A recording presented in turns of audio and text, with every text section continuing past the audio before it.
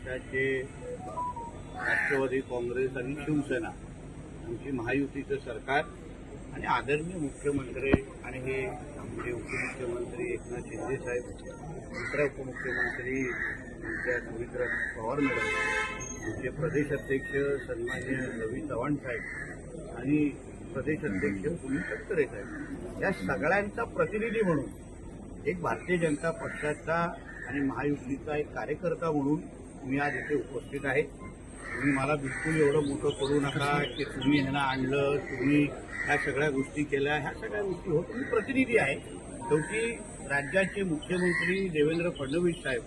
ज्या पद्धतीने आज राज्यामध्ये काम करतायत, राज्याला पुढे घेऊन जात आहे आणि म्हणून आज सब कुछ देवा भाऊ अशीच परिस्थिती आहे.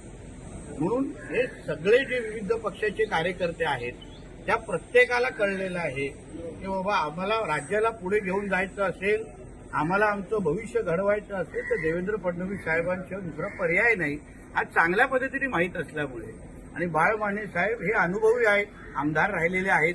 ह्यांना एकाही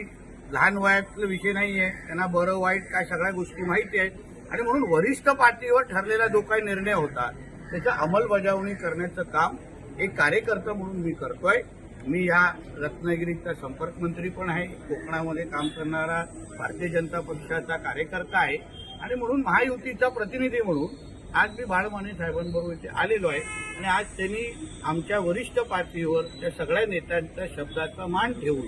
आणि एकंदरीत ती काय राजकीय परिस्थिती त्यांना त्यांच्या अनुभवापोटीची दिसली त्याप्रमाणे त्यांनी तो निर्णय घेतलेला आहे. एकंदरीत जर स्थिती पाहिली तर ही निवडणूक ही बिनविरोध होण्याच्या दृष्टीने पक्षामध्ये महायुतीमध्ये सगळेच आमचे वरिष्ठ नेते आहेत. आदरणीय आमचे उदय सामंत साहेब आहेत, त्याच्यामध्ये सगळेच आमचे वरिष्ठ नेते मंडळी एकत्र मिळून रवी चव्हाण साहेब आहेत, बाकी शिवसेनेचे प्रमुख नेते आहेत, आमचे निलेशजी आहेत, दीपक केसरकरजी आहेत, प्रमोद जठार. शेवटी हा जेव्हा एवढा मोठा निर्णय होतो तेव्हा आम्ही महायुती म्हणून एकत्र ठरवतो. आता त्या दिवशी पण मी भाषणात काय बोललेलो की आमच्या उदय सामंत साहेबांना राज्य पातळीवर विविध कामं आहेत,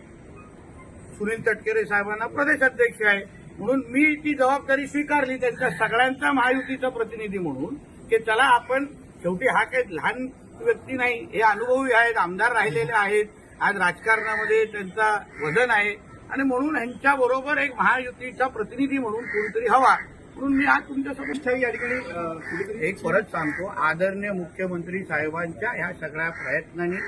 आणि त्यांनी जे काही एकंदरीत महाराष्ट्राच्या दिशेने पुढे घेऊन जात आहेत आणि म्हणूनच आम्ही सगळेजण त्यांच्या आदेशावर काम करणारे कार्यकर्ते.